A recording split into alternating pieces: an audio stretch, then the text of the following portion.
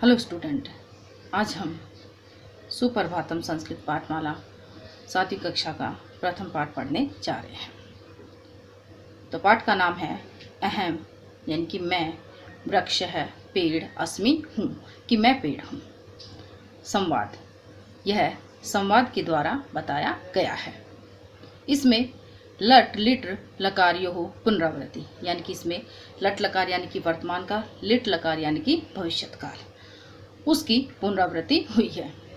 तो आज इस पाठ में हम यह पढ़ेंगे, लेकिन पाठ पढ़ने से पहले कुछ महत्वपूर्ण बिंदु होते हैं जिनको याद रखना बहुत जरूरी होता है। स्मरणीय बिंदु यानी कि याद रखने योग्य बिंदु या बातें। तो इसमें देखिए, सबसे पहले मैं के बाद यदि व्यंजन से शुरू होने वाला शब्द हो तो मैं का अनुस्वार हो जाता है। जैसे सह बालकम पश्यति, सह यानी कि वह, बालकम यानी कि बालक को, पश्यति यानी कि देखता है। यहाँ बालकम शब्द में मैं का प्रयोग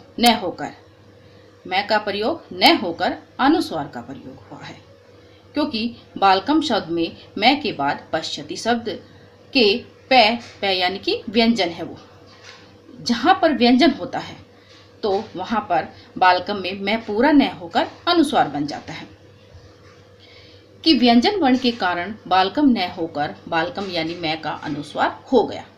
किंतु यदि सह बालकम अपश्यत, कि वह बालक को, उसने बालक को देखा, तो होता तो यहाँ पर बालकम के मैं का अनुस्वार नहीं होता। क्यों नहीं होता? क्योंकि बालकम के मैं के बाद वाला जो स्वर है वो अ है, यानी कि अपश्यत में अ है, ऐसे शुरू हुआ है। यानी कि जहां पर स्वर होता है तो वहां पर मैं लगाया जाता है हलंत के साथ। अब देखिए, आगे हम पाठ में लट और लिट लकार की पुनरावृत्ति पढ़ेंगे।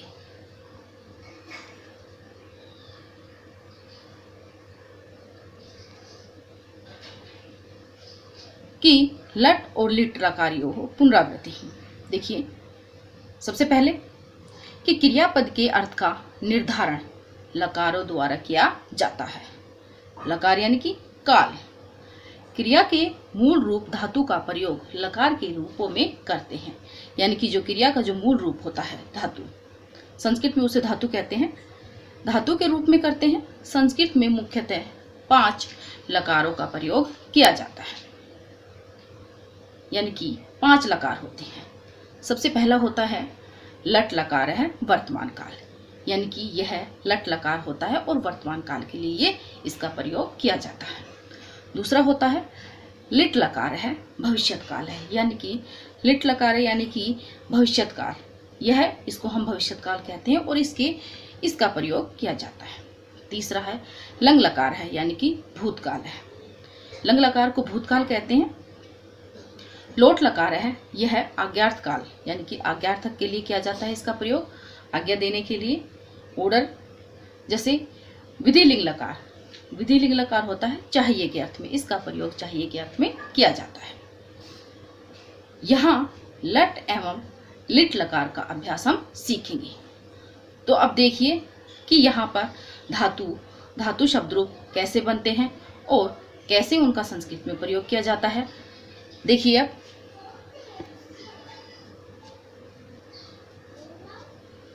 सबसे पहले है पट धातु लट लकार। पट का मतलब होता है पढ़ना, क्योंकि यह पट धातु से पढ़ना, यानी कि पट का मतलब होता है पढ़ना, यह धातु है। और लट लकार यानी कि वर्तमान काल। अब इसके शब्द रूप कैसे चलेंगे देखिए, क्योंकि लकार का जब ज्ञान हो जाता है तो संस्कृत आसानी से समझ में आ जाती है, संस्कृत हम पढ़ सकते हैं, अच्छे से सीख सकते हैं, इसलिए लकार का ज्ञान होना बहुत जरूरी है। तो सबसे पहले है लट लकार यानी कि वर्तमान काल। अब इसमें है एक वचन, द्विवचनम और बहुवचनम। प्रथम पुरुष, जैसे यहाँ पर दे रखा है पठति ही, पठतः, पठन्ति। पठति यह एक वचन के लिए होता है, यानी कि पढ़ता है। पठतः यह द्विवचन के लिए होता है, यानी कि 2 पढ़ते हैं। और बहुवचन यानी कि पठन्ति, अनेक पढ़ते हैं। इस प्रकार अगला है मध्यम पुरुष। मध्यम पुरुष होता है जैसे पठसी यानी कि तुम पढ़ते हो एक वचन के लिए, और पठत है यानी कि तुम दो पढ़ते हो, यानी कि दोनों के लिए यूज हुआ है इसका। और पठत तुम सब पढ़ते हो या तुम अनेक पढ़ते हो। अगला है उत्तम पुरुष, पठामी मैं पढ़ता हूँ, पठावे है हम दो पढ़ते हैं, और पठामे है हम सब पढ़ते हैं। तो ये पठ धातु यानी कि लट लकार काल, इसका प्रयोग वर्तमान काल के लिए किया जाता है।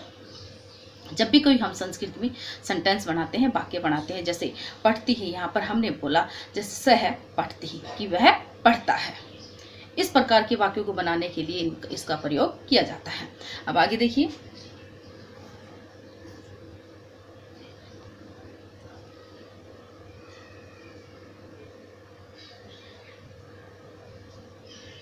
पठ धातु लिट लकार, पठ धातु लिट लकार यानी कि धातु तो पठ है, पठ का मतलब यानी कि पढ़ना, और इसमें लिट लकार यानी कि भविष्यत काल का प्रयोग हुआ है। अब इसमें देखिए वही है, इसमें एक वचन भी वही रहता है, द्विवचन भी वही रहता है, बहुवचन भी वही रहता है।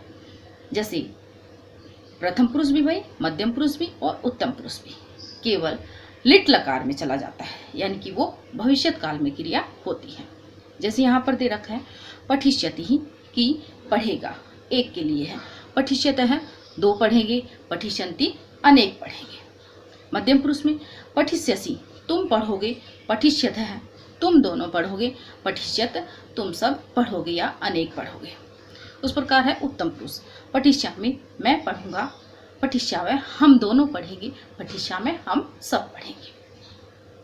अब जो मेन बात है, यानी कि क्योंकि अब हम जो पाठ पढ़ेंगे, हमारा पाठ का जो नाम था अहम वृक्षः अस्मि, कि मैं पेड़ हूँ, ठीक है।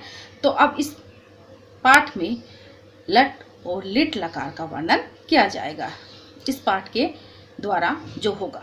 देखिए सबसे पहले तो इसमें संवाद है, संवाद के रूप में बताया गया है। जैसे इसमें संवाद के माध्यम से देखिए, सर्वज्ञ है, हे ज्ञायक त्वम कुत्र गच्छसि, हे ज्ञायक त्वम यानी कि तुम, कुत्र यानी कि कहाँ, गच्छसि यानी कि जाते हो या जा रहे हो। अब यहाँ पर गच्छसि है जो वो कौन सा है, मध्यम पुरुष एक वचन का है और लट लकार है।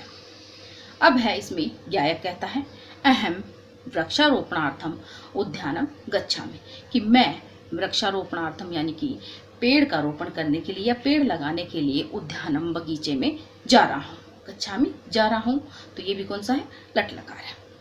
सर्वज्ञ अहम अपि यानी कि मैं भी, तव्या तुम्हारे, सह साथ, चलामी चल रहा हूँ, तो यानी कि इसमें ये भी लट लकार का प्रयोग हुआ है। चलामी क्या है, चल क्रिया है और इसमें मी लगा हुआ है, चलामी। अहम अपि अहम के साथ यानी कि उत्तम जो पुरुष है प्रथम, उसमें उसी की क्रिया लगती है, यानी कि एक वचन का है तो एक वचन की क्रिया लगती है। उद्याने वृक्षारोपणम कुरुतः है, उद्याने यानी कि बगीचे में, वृक्षारोपणम पेड़ों का रोपण करने के लिए, पेड़ लगाने के लिए। सर्वज्ञ वसुधायाम पृथ्वी से अंकुरेण अंकुर के द्वारा, वृक्ष है पेड़, कथम कैसे, भविष्यति होगा, क्वेश्चन मार्क है। कि सर्वज्ञ ने कहा, क्या कहा, कि वसुधायाम पृथ्वी पर, अंकुरेण यानी कि अंकुर के द्वारा, वृक्ष यानी कि पेड़ कैसे होगा, भविष्यति यहाँ लिट लकार का एक वचन है। ज्ञायक इमं प्रश्नम वृक्ष में पृच्छावे, इमं यानी कि यह, प्रश्नम प्रश्न, वृक्ष में पेड़ से ही पृच्छावे पूछो, कि यह प्रश्न तो पेड़ से ही पूछो। सर्वज्ञ वृक्ष अपि वदति किम, वृक्ष है पेड़ कहता है, वृक्ष है पेड़ अपि पेड़ भी, वदति किम क्या, वदति यानी कि बोलते हैं क्या, पेड़ भी बोलते हैं क्या। ज्ञायक आम है, हाँ, वृक्ष अपि जीवे अस्ति, वृक्ष भी जीव है, अपि यानी कि भी जीव हैं। अद्य वयम वृक्षस्य आत्मकथा शृणुमः, अद्य आज, वयम यानी कि हम, वृक्षस्य पेड़ की आत्मकथा सुनते हैं, यानी कि आज हम पेड़ की आत्मकथा सुनते हैं। अब देखिए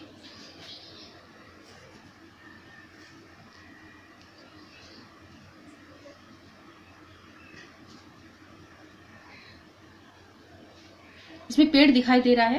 पहले एक छोटा पौधा था, फिर उसके बाद वो पेड़ बनता है। अब इसमें पेड़ की आत्मकथा, यानी कि पेड़ अपने आप को देखिए कैसे क्या कह रहा है, कि क्या कहता है। अहम वृक्ष अस्मि, मैं पेड़ हूं।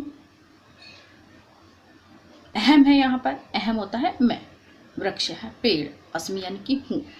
ठीक है, अहम उत्तम पुरुष है और यहाँ क्रिया उत्तम पुरुष के अनुसार अस्मि आई है। अस्मि का अर्थ होता है हूं, कि मैं पेड़ हूं। मम जन्म वसुधाया गर्भे बीजात, मम यानी कि मेरा, जन्म वसुधाया पृथ्वी के, गर्भे यानी कि गर्भ से, बीजात बीज से, अंकुरस्य रूपेण भवति, कि अंकुर के द्वारा या अंकुर के रूप में होता है। कि मेरा जो जन्म है पृथ्वी पर, गर्भ से, पृथ्वी के गर्भ में बीज के अंकुर के रूप में होता है। यानी कि सबसे पहले जब हम पृथ्वी में कोई भी बीज डालते हैं, बीज डालने से वो अंकुर बनता है और फिर अंकुर के रूप में वो छोटा पौधा बनता है धीरे धीरे, फिर वो बाद में बड़ा पेड़ बन जाता है। इसी प्रकार क्रमशः, यानी कि फिर उसमें द्विपत्रे, दो पत्ते, अनेकानि पत्राणि, अनेक पत्ते, ततश्च, और बाद में फलानि अपि आगच्छन्ति, बाद में फल भी आते हैं। कि जब पौधा होता है शुरू में धीरे धीरे उसमें पहले एक या दो पत्ते आते हैं, फिर अनेक पत्ते आते हैं, और उसके बाद जो बहुत ज़्यादा बड़ा हो जाता है तो उस पर फल भी आते हैं, आगच्छन्ति आते हैं। यानी कि यह लट लकार की क्रिया है। वर्तमान काल, मम हृदय यानी कि मेरे हृदय, अनेके हैं अनेक यानी कि बहुत सारे, खगा यानी कि पक्षी, बसंती, आपने देखा होगा कि जब पेड़ होता है तो पेड़ के चारों ऊपर यानी कि चारों तरफ से, आकाश से भी, इधर उधर से भी उस पर पक्षी आकर बैठते हैं। तो कह रहा है पेड़ कि मेरे हृदय में, यानी कि मेरे हृदय में, यानी कि मेरे ऊपर अनेक, खगा यानी कि पक्षी रहते हैं, यानी कि मेरे अंदर अनेक पक्षी रहते हैं। पत्राणाम छायानाम जना शीतलानाम अनुभवन्ति, पत्राणाम पत्तों की, छायानाम छाया में, जना नाम लोग, शीतलता नाम यानी कि शीतलता यानी कि ठंडी का अनुभव, अनुभवन्ति यानी कि अनुभव करते हैं, शीतलता का अनुभव करते हैं। यानी कि देखा होगा कि पत्तों की जब ठंडी छाया में बैठते हैं तो वो ठंडी ठंडी जो छाया होती है वो उसका अनुभव करते हैं, यानी कि पेड़ों से ठंडी छाया मिलती है। तो यानी कि इसमें कहा गया है कि पत्राणाम छाया नाम जला शीतलता नाम अनुभवन्ति, कि पत्रों की यानी कि पत्तों की ठंडी छाया में लोग शीतलता का अनुभव करते हैं। अनुभवन्ति यहाँ पर लिट लकार की क्रिया है। मम फलानी मनुष्य खगा च खादन्ति, मम, मम यानी कि मेरे जो फल हैं, फलानी अनेक फल, मनुष्य यानी कि अनेक मनुष्य, खगा पक्षी यानी कि बहुत सारे, च और खादन्ति यानी कि मेरे जो फल हैं वो मनुष्य भी खाते हैं और पक्षी भी खाते हैं।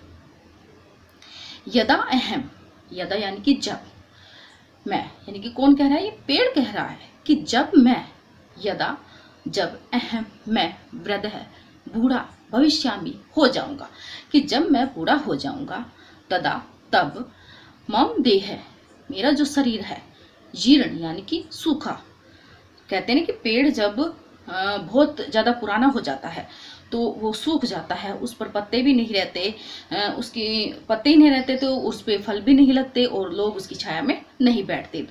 तो पेड़ कह रहा है कि यदा अहम वृद्ध भविष्यामि, कि जब मैं बूढ़ा हो जाऊंगा, भविष्यामि, भविष्यामि का मतलब है हो जाऊंगा, यह लिट लकार की क्रिया है। तदा तब, मम देह है जो मेरा जो शरीर है, जीर्ण शुष्क है यानी कि सूखा, भविष्यति होगा यानी कि वो सूख जाएगा। मम शरीरे नवीनानि पत्राणि न आगमिष्यन्ति ही, मम यानी कि मेरे शरीर पर, नवीनानि पत्राणि नए पत्ते, न आगमिष्यन्ति नहीं आएंगे।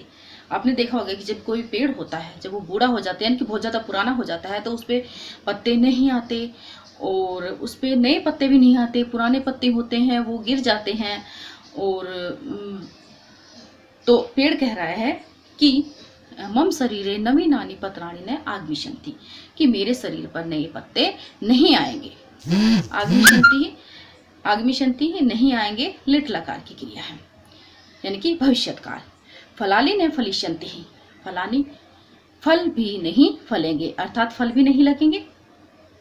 जना खगा च मम पार्श्वे न आगमिष्यन्ति ही, जनः अनेक लोग, खगः अनेक पक्षी, च और मम मेरे पाशरो यानी कि पास में न आगमिशन्ति, कि लोग और पक्षी भी मेरे पास में नहीं आएंगे।